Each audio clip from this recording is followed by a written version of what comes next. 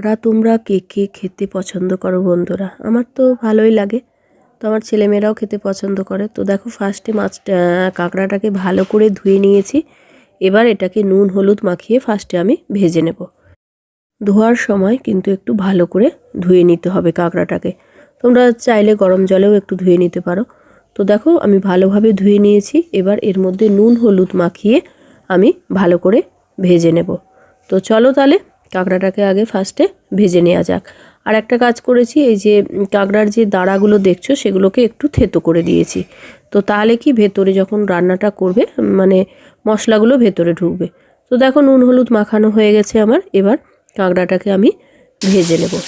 তো দেখো তেলের মধ্যে দিয়ে দিলাম, একটু হালকা আছে আস্তে আস্তে কাঁকড়াগুলোকে ভালো করে আমি ভেজে নেব। ভাজা কাঁকড়া খেতেও কিন্তু খুব ভালো লাগে, কাঁকড়ার ঝাল বলো, টকও খুব ভালো লাগে তেঁতুল দিয়ে।